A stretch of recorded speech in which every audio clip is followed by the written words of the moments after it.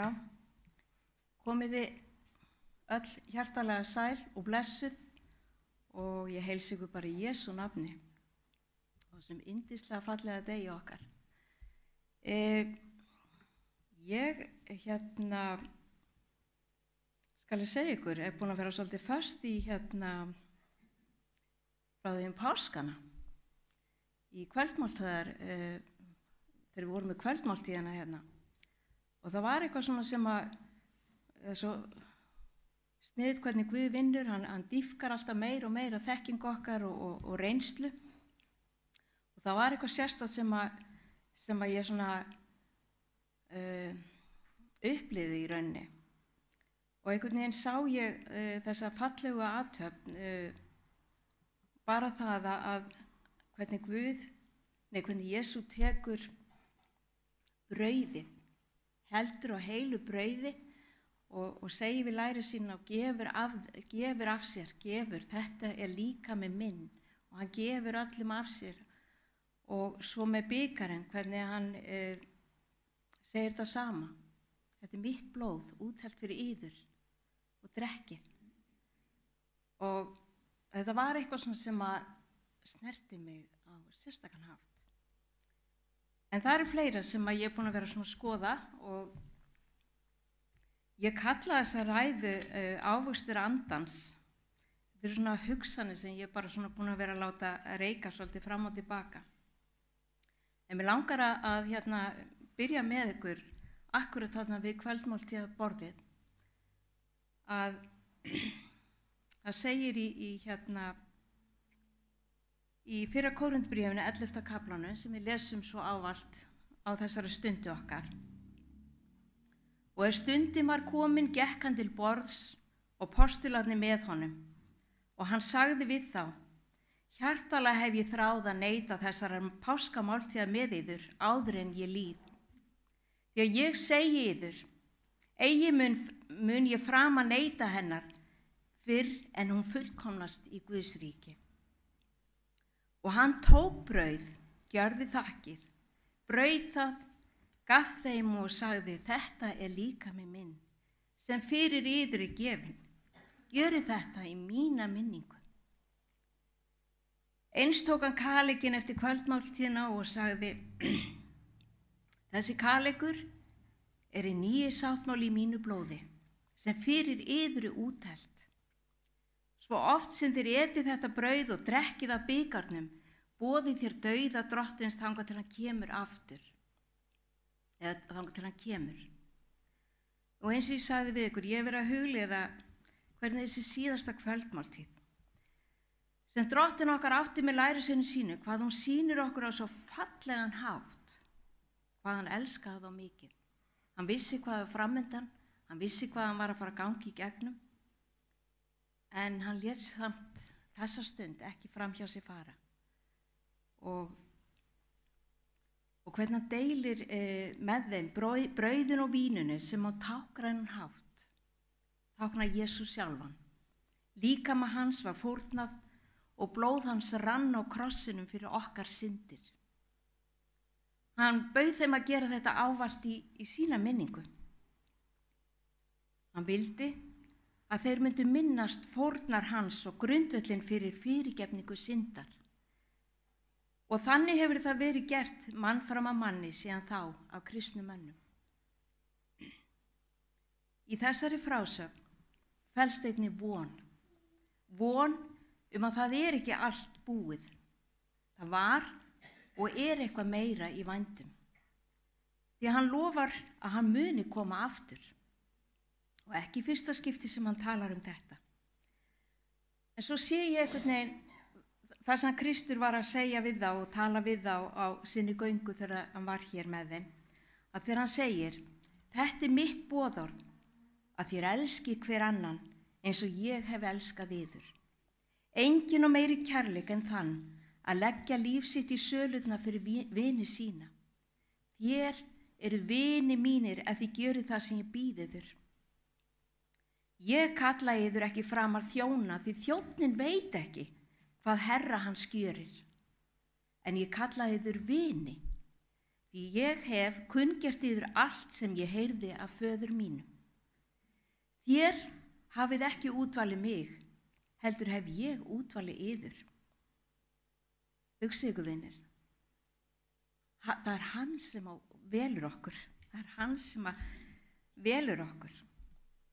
Ég hef ákvarðað yður til að fara og bera ávöxt sem varir, svo að Faðirinn veiti yður sér hvað það sem þér biðjiðu hann í mínu nafni. Þetta er ekkert smáræði.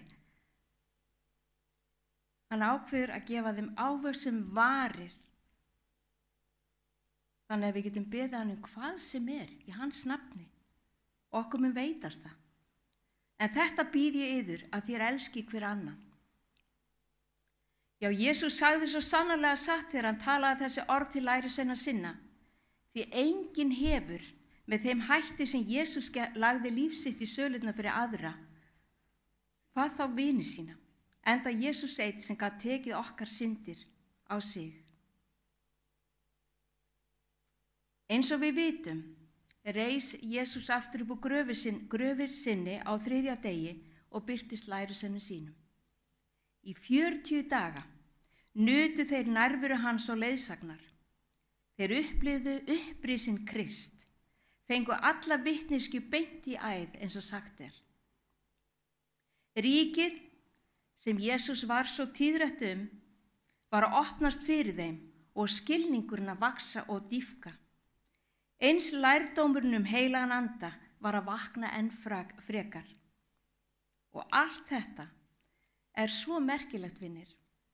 Því við getum upplifað þetta allt með lærisveinunum með hjálp heilags anda. Allt saman. Bara með því að setjast niður og hugleiða og lesa Biblíuna erum við að læra hjá Jesú Kristi sem er upprisinn. Hann er frelsarinn okkar, vinir. Með því að trúa orðum drottins getum við öðlast kraft heilags anda og orðið nýjar manneskjur í Kristi líkt og lærisveinarnir sem áttu sitt. Þeir áttu sitt gamla líf, gallaðir og brotnir vegna synda eðlis þeirra, en einnig eftir áföll lífsins, en algjörlega nýjir menn eftir að hafa mætt uppreisnum Jesú Kristi. Algjörlega nýjir menn.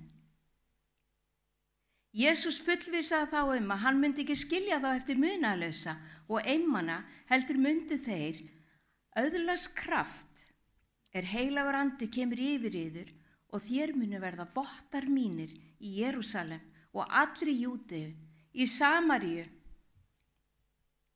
og allt til endamarka jarðarinnar. Þegar hann hafði þetta mælt, varð hann uppnuminn að þeim ásjáandi og ský huldi hann sjónum þeirra.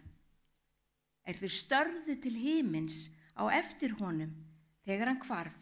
Þá stóðu hjá þeim allt í einu 2 menn í hvítum klæðum og sögðu: Galilíumenn, hví standið þér og horfið til himins?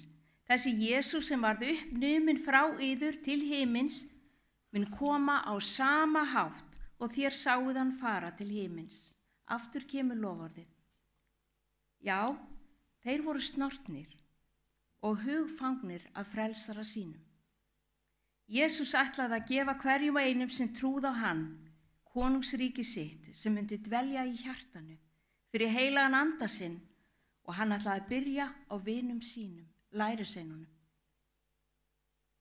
Þeir eru myndir á að ríki byrjar innra með þeim, en Jesús muni koma aftur á sama hátt og hann fór í skýjum himins til að sækja alla þá sem hafa trúað boðskap hans til að upplifa alla eilífð, konungsríki hans í allri sinni dýrð og kærleika.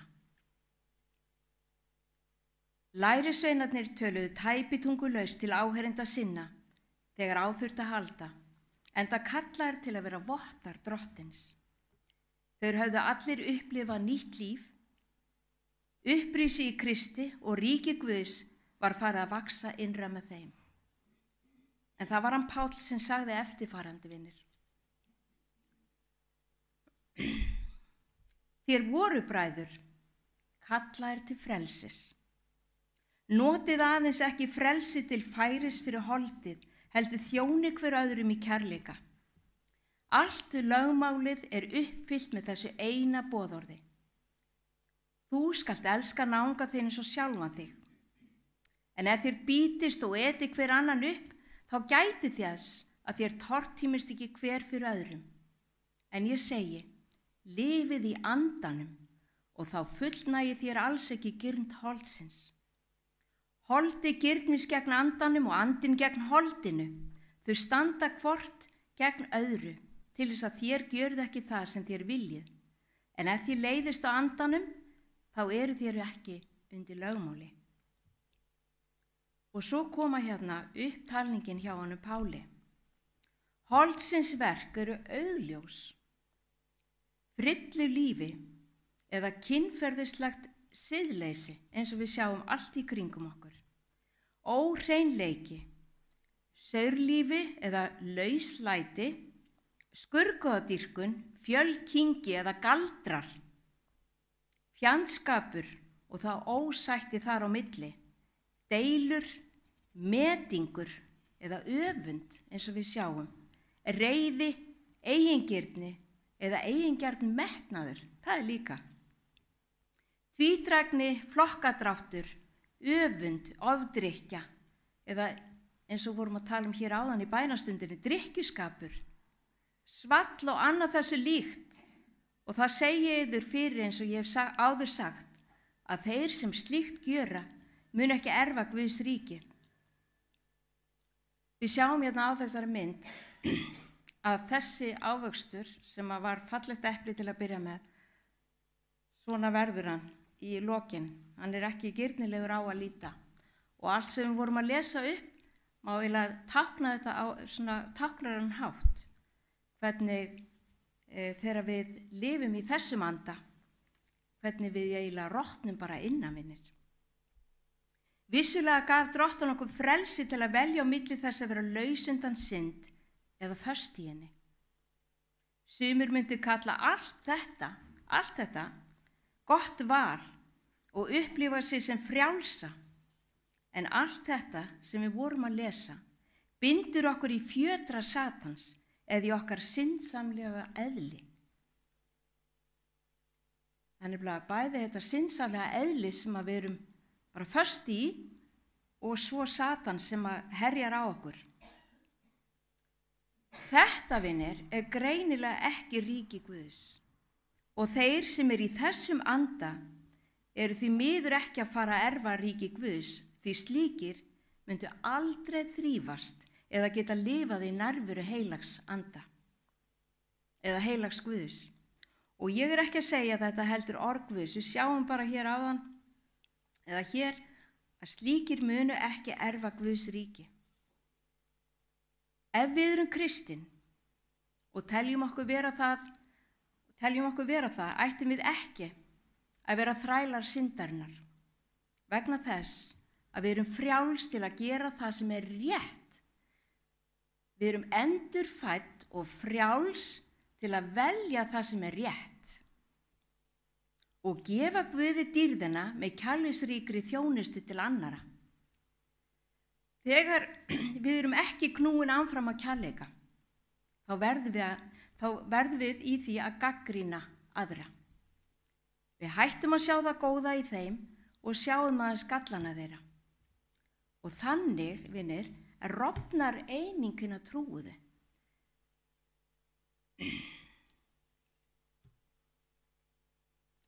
Við þurfum að minna okkur á orð Drottins, þar sem hann segir í Mattheus í 22. kaflanum. Elska skalt þú Drottinn Guð þinn af öllu hjarta þínu, allri sálu þínu og öllum huga þínum. Þetta er hið æðsta og fremsta boðorð. Annað er þessu líkt. Þú skalt elska náunga þinn eins og sjálfan þig. Á þessum tveimur boðorðum hvílir allt lögmálið og spámennirnir. Já, Drottinn okkar og Guð er kærleikur eins og segir í orðinu. Ef við meðtökum Jesú inn í okkar líf, okkar hjarta, lærum við að elska okkur eins og Kristur elskar okkur og þannig færum við kærleika Guðs yfir til annara. Við förum að elska náungan eins og við elskum okkur sjálf. Og þetta er eitthvað sem að margir hugsa oft, hvernig elska ég náungan ef ég get ekki einu sinni elska sjálfa mig. Og þannig færum við, ef við elskum okkur ekki sjálf, á þennan hátt eins og Guð elskar okkur, eins og Guð sér okkur með hans augum, hann sér fagra sköpun sína og hann vill móta hana enn frekar. En ef við sjáum okkur skemmt og illa farin, að þá munum við elska aðra á svipaðan hátt. En Páll hvatti okkur áðan til að lifa í andanum, það er að segja heilugum anda Guðs, og skoðum aðeins þann ávöxt, vinir. En ávöxtur andans er kærleiki, gleði, friður, langlindi, gæska, góðvild, trúmennska, hóvarð og bindindi. Gegn slíku er lögmálið ekki. Ef okkur finnst erfitt að vera kristinvinir, erfitt að fylgja Jesú Kristi, að þá er eitthvað í lífi okkar sem við eigum eftir að krossfesta. Það er einhver fyrirstaða og það er ekki þetta flæði. Heilagur andi fær ekki að flæða á fullum krafti. Og það er eitthvað sem er að brjótast í okkur sem við erum ekki tilbúin til að losa okkur við. Og það oftar að krossfesta þetta. Því að eins og Páll hélt áfram og segir, en þeir sem tilheyra Kristi Jesú hafa krossfest holdið með ástríðum þess og girndum. Fyrst andinni líf vort skulum við lifa í andanum. Þetta var ég einmitt líka búin að vera að hugsa, já, einmitt, hafa krossfest holdið með ástríðum þess og girndum. Þetta hold sem við erum alltaf að berjast við í limum okkar. Og þeir sem hunsa slíkar syndir sem að við jafnvel kannski gera sér ekki grein fyrir því, það er eitthvað þarna fyrir innan, en svo eru aðrir sem vita kannski, eða sumt sem að við vitum kannski, það er eitthvað þarna, en við erum ekki tilbúin til að sleppa því. En ef við hunsum slíkar syndir, eða hreinlega neitum að horfast í augu við þær, opinbera það að þeir sem hafa ekki, eða hunsa þetta, að þeir hafa ekki meðtekið gjöf heila sanda. Ég sagði, getur þetta verið? Getur þetta verið, vinir? Að það er eitthvað flæði þarna sem er stíflað. Því gjöf heila sanda umbreytir lífi einstaklinga.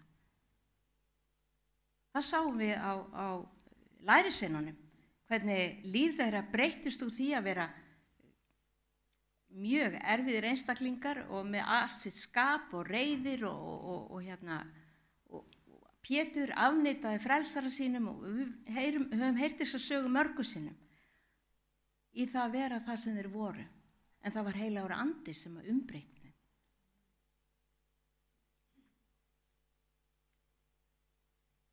Ég var að vökva jarðabyrði mín og hindbyrði mín núna í vikunni. Og það sem ég stend þarna inn í garðhúsinu mínu og ég er að velta fyrir mig, ég er að horfa á þessar plöntur og það er að byrja að koma svona jarðaber og það er að byrja að koma hindber. Ég fór að hugsa hvernig þessar plöntur, þær vaksa bara áreynslulaust. Þær eru í góðri mold, vandaðri góðri mold og fá nóg af vatni og það er nóg fyrir þær til að ná að vaksa og gefa af sig þennan ávöxt. Þær þurfa ekkert að rembast, ekkert að hafa fyrir því, það er bara þetta flæðir. Og þær gefa ríkulega af sér ávöxt þegar þær byrja og muni taka við sér. Svo ég fór að hugsa þetta á andlegan háttinir. Ef hjarta mitt er góðmold, og þá fór ég að hugsa líka að moldu ertu komin, að moldu skaltu aftur verða, að moldu ertu komin. Og ég segi, já, við erum komin að mold og Guð hafi skapað okkur, en ég man að ein yndislega vinkona mín sem að ég misti fyrir mörgum ára síðan, hún sagði mér þegar hún hélt á einu barninu mínu, nýfætt, og hún þefaði svona fast í kotið að því og höfuðið og sagði, hann lyktar alveg svo mold. Og mér fannst þetta svo fyndið þá þegar hún sagði þetta, en svo ég oft hugsaði mér þetta eftir á. Já, þau lykta oft eins og mold, eins og góð mold, þessi litlu börn. En ef að hjarta mitt er góð mold, ef ég gef Jesú fullt leyfi til að hreinsa burt óæskileg óhreinindi úr minni hjartamold og drekk svo á lífsins lindum sem orð drottins, þá ætti að vaxa góður ávöxtur eða ávöxtur andans í mínu lífi. Ég fór að hugsa þetta bara út frá sjálfum mér og allir aðrir geta að hugsa þetta bara út frá sér. Við erum búin að vera að setja mold í kerin hjá okkur og ég var alltaf að segja við Gústaf, ég vil vandaða mold, ég vil góða mold.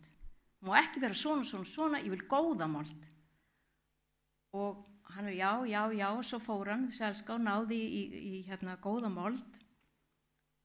En það var stundum svona eins og gras, sérstakt gras sem að tegi sig ræturnar langt niður. Tæti sig utan ræturnar á blómanum eða jurtunum og drepa þær. Og ég sagði, þetta má ekki vera í, þetta má ekki, og var að tína svona út úr. Þannig að þó að það þarf alltaf að hreinsa okkur. Þegar við komum til Jesú Krist, þá þarf að hreinsa þessa mold. Það er bara þannig. Því að við erum ekki góð mold þegar við komum til Jesú. En hann getur gert okkur á góðum jarðvegi. En ef ég gef honum fullt leyfi til að hreinsa mig og ég drekk af hans lífsins lindum, að þá ætti að vaxa góður ávöxtur og ríkulegur ávöxtur í mínu lífi. Því Jesús segir, ég er hinn sanni vínviður og faðir minn er vínyrkinn. Hverja þá grein á mér sem ber ekki ávöxt, sníður hann af. Og hverja þá sem ávöxt ber, hreinsar hann, svo hún beri meiri ávöxt. Þér eru þegar hreinir vegna orðsins sem ég hef talað til yðar. Verið í mér, þá verð ég í yður. Eins og greinin getur ekki borið ávöxt á sjálfri sér, nema hún sé á vínviðnum, eins geti þér ekki heldur borið ávöxt nema þér séuð í mér. Ég er vínviðurinn, þér eru greinarnar. Sá ber mikinn ávöxt sem er í mér og ég í honum, en án mín geti þér alls ekkert gjört. Og þegar ég kem aftur að hindberja og jarðarberjaplöntunni, ef að moldin er ekki til staðar og vatni er ekki til staðar, þó að moldin væri bara til staðar, en ekkert vatn, þetta myndi bara þotna upp og skrælna. Ef við gefumst Kristi og beygjum okkur undir hans vilja og sleppum bara takinu, vinur, bara sleppa, og leyfum Jesú að komast að okkar hjarta, þá muni eiga sér stað undursamlegir hlutir. En það er svo furðulegt hvað við mannfólkið erum duglega að ríghalda í holdsins verk. Hvernig við ríghöldum til dæmis í reiði. Við teljum okkur eiga rétt á því að vera reið út í einn eða annan, eða ósætti. Hvernig við leyfum okkur að vera ósátt við einhvern eða einhverja, eða eigingirnin. Ég á, ég má, ég. Og svo framvegsinni, það er að nóg að taka þarna af þessum ávöxtum holdsins verk. En það er ekki skrítið að Páll tali þessa baráttu sem við eigum í. Holdið hefur þá ekki verið krossfest. Það er ekki fyrr en holdið er krossfest með öllum ástríðum þess og girndum að við förum að njóta gönguna með Jesú. Að við hættum að finnast þetta erfið ganga og virkilega förum að upplifa þetta sem okkar mestu gæfu, að vera nálægt Jesú alla daga, öllum stundum sólarhringsins. Við förum að njóta þess að vera eitt með Kristi, dvelja í hans nærveru og drekka í okkur þeirri visku sem við finnum í orði hans og umgangast náttúruna, vinur, náttúruna hans af mikilli virðingu, því þar er svo sannarlega mikinn lærdóm að finna, eins og dæmi sem ég var að taka hér áðan. Ég geri mig fulla grein fyrir því að við erum ekki öll á sama stað í þessu ferli. En meðan við leyfum Jesú að vinna sitt starf í okkur, hreinsa hjartamoldina, hreinsa greinina, svo hún megi bera meiri ávöxt, þá erum við í góðum málum. En ef við ætlum að rembast í eigin mætti, þá mun ekkert gerast.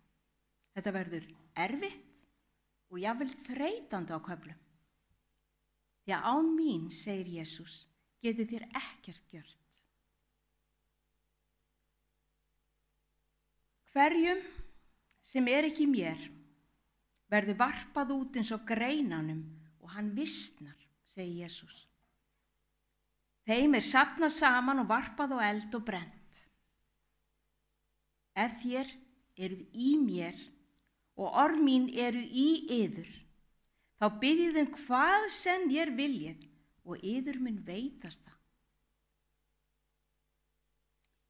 Með því vegsamast Faðir minn að þér berið mikinn ávöxt og verðið lærisveinar mínir. Ég hef elskað yður eins og Faðirinn hefur elskað mig. Verið stöðugir í elsku minni. Hann vissnar, einstaklingur sem sækir ekki styrk í lífsins lind, þornar upp á endanum og hefur ekkert að miðla eða gefa öðrum. Ávöxtur andans er sjálfsprottið verk hins heilaga anda í okkur. Andinn framleiðir þessa eðlis eiginleika sem finnast í eðli Krists.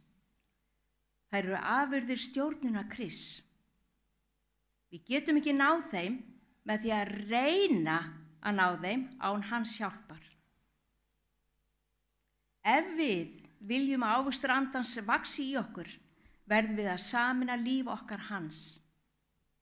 Við verðum að þekkja hann persónlega, elska hann, muna eftir honum og líkja eftir honum. Ávinningurinn af því er að við munum uppfylla ætlaðan tilgang lagana, boðorðana 10, að elska Guð og náungan eins og okkur sjálf. Og vegna þess að Guð sendi lögmáliðinir, boðorðan 10, en hann sendi líka andan, afurðir andans fyllta líf sem er í fullkomnu samræmi við ásetning boðorða Guðs. Þetta er allt í samræmi. Manneskja sem sýnir ávöxt andans uppfyllir lögmáli miklu betur en sá sem fylgir helgisíðunum en hefur lítinn kærleika í hjarta sínu. Villist ekki. Guð lætur ekki að sér hæða. Það sem maður sáir, það mun hann og uppskera. Sá sem sáir í hold sjálfsins, mun af holdinu uppskera glötun, en sá sem sáir í andan, mun af andanum uppskera eilíft líf. Þreytumst ekki að gjöra það sem gott er, því á sínum tíma munum við uppskera ef við gefumst ekki upp. Það kæmi sannarlega á óvart ef við myndum planta tómatfræi en upp kæmi paprikutré, ekki satt, þá erum við hissa. Það er því náttúrulögmál að uppskera það sem við sáum. Það á líka við á öðrum sviðum, í okkar lífi. Það sem við sáum niður, þá munum við uppskera. Ef þú kemur illa fram við vin þinn, að þá myndu missa vináttu hans. Allar gjörðir hafa afleiðingar. Ef þú sáir að þóknast Guði, myndu uppskera gleði og eilíft líf. Ef Páll segir, því af náð eru þér hólpnir orðnir fyrir trú. Þetta er ekki yður að þakka. Það er Guðs gjöf. Ekki byggt á verkum, enginn skal geta miklast af því.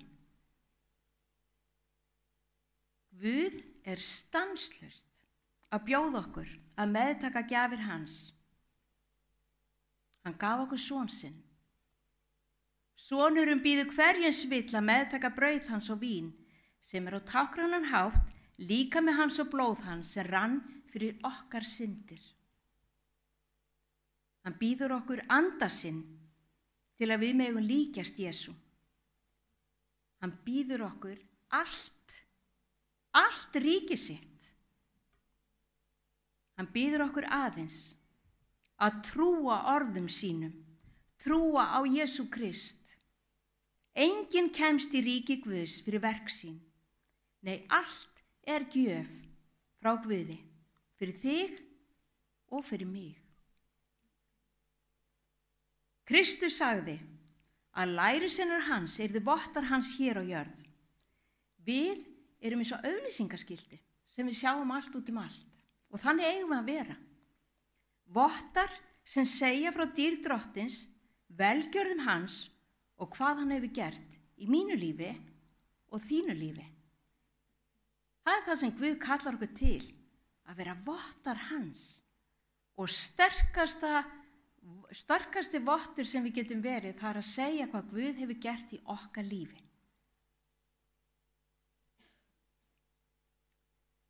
Ávöxturinn af hlýðni við orð Guðs mun þá sjást í okkar lífi og fasi og trúfesti. Himnaríki Guðs byrjar innra með þér og mér. Ávöxtur heilags anda, og það er það eina sem við förum með héðan þegar Jesús sækir okkur til að dveljum alla eilífð með honum. Það er það eina. Ávöxtur andans, kærleiki, gleði, friður og fögnuður. Allt það sem Drottinn er. Hans lyndisengun mun fara með okkur til himnaríkis. Að lokum minnir, að þá þykir mér alltaf svo vant þessi vers sem að segir í Efesus í 3. kaflanum: Megi hann gefa yður að ríkdómi dýrðar sinnar, að styrkjast fyrir anda sinn, að krafti hið innra með yður. Að krafti hið innra, allt byrjar innan frá og það kemur út í verkunum hjá okkur. Til þess að Kristur megi fyrir trúna búa í hjörtum yðar og þér verða rótfestir og grundvallaðir í kærleika. Það fáið þér ásamt öllum heilugum skilið hver kærleikur Krists er víður og langur, hár og djúpur, og komist að raun hann sem gnæfir yfir alla þekkingu og náið að fyllast allri Guðs fyllingu. En honum sem í oss verkar með krafti sínum og megnar að gera langt fram yfir allt það sem við biðjum eða skynjum. Honum sé dýrð í kirkjunni og í Kristi Jesú öll æviskeið, öld eftir öld. Amen.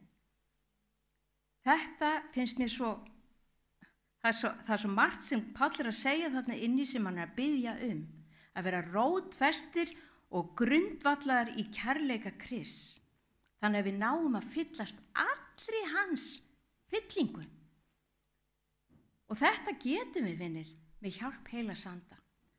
Ef að við leyfum honum að hreinsa okkur, og sérstaklega núna á þessum síðustu tímum, að við séum tilbúin til að opna hjarta okkar allar gáttir fyrir Guði, til að koma þar inn og hreinsa okkur, þá er allt þetta sem býður okkar. Við skulum biðja, vinir. Kæri himneski Faðir, elskulegi Faðir, ég þakka þér fyrir náð þína og miskunn yfir okkur. Ég þakka þér fyrir kærleika þinn. Ég þakka þér fyrir trúfestu þína, elsku þína og þolinmæði gagnvart okkur mannanna börnum. Elskulegi Faðir, við bara leggjum okkur fram fyrir þig og við biðjum þig að endurnýja okkur, að skapa okkur nýtt hjarta, Drottinn, að við megum tilheyra þér að öllu leyti, að við megum ganga sem vottar þínir með þína lindisengun og við vitum að þú ert að vinna í einum og sérhverjum á þeim hraða sem að þú þekkir einn og sérhvern. En við biðjum þig líka að gefa okkur bara þolimæði, gagnvart hvort öðru, að því við vitum að við erum á sikkurinn stað, að við mættum bara umvefja hvort annað og hjálpa hvort öðru áfram í þessari göngu. Elsku Faðir, megi þín heilagi andi snert okkur, leiðbin okkur, kenn okkur hér eftir Drottinn sem alltaf. Í Jesú nafni biðjum og þökkum. Amen. Takk ykkur fyrir, vinir.